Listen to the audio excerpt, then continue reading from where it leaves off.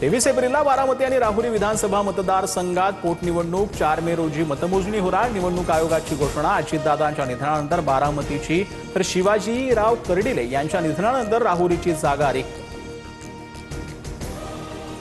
बारामती राहुरी पोटनिवडणूक बिनविरोध करण्यासाठी प्रयत्न करणार। निवडणुका लादल्या गेल्या तर लढण्यासाठीही तयार। मुख्यमंत्र्यांच्या विरोधकांना थेट आव्हान।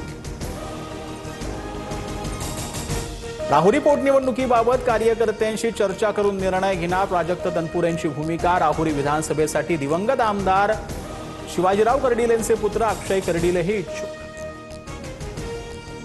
5 राज्यांच्या निवडणुकांचं बिगुल वाजलं। पुदुचेरी, केरळ, आसाममध्ये 9 एप्रिलला, तमिळनाडू 23 एप्रिलला तर 23 आणि 29 एप्रिल रोजी 2 टप्प्यात पश्चिम बंगालमध्ये मतदान होणार। 4 मे रोजी सर्व राज्यांची एकत्रित मतमोजणी। पश्चिम बंगालमध्ये 35 वर्षांनंतर पहिल्यांदा 2 टप्प्यात निवडणुका होणार। 23 एप्रिलला पहिला टप्पा तर 29 एप्रिल रोजी दुसऱ्या टप्प्यातील मतदान पार पडणार। मुंबईतील हॉटेल व्यवसायाला गॅसची झळ। महानगर गॅसकडून पाईप गॅसच्या पुरवठ्यामध्ये 20% कपात। पाईप गॅसवर अवलंबून असलेले 35% हॉटेल संकटात। पर्यायी इंधनाचा शोध सुरू।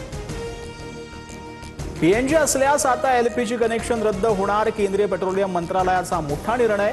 पाईप गॅस धारकांना आता एलपीजी सिलेंडर मिळणार नाही। वितरणातील पारदर्शकता वाढवण्यासाठी सरकारचं मोठं पाऊल। भीमाशंकर मंदिर बंद असताना भाजपचे खासदार निशिकांत दुबेंना सपत्नीक व्हीआयपी दर्शन दिल्यानं नवा वाद। परवानगी कुणी दिली याबाबत चौकशी होणार।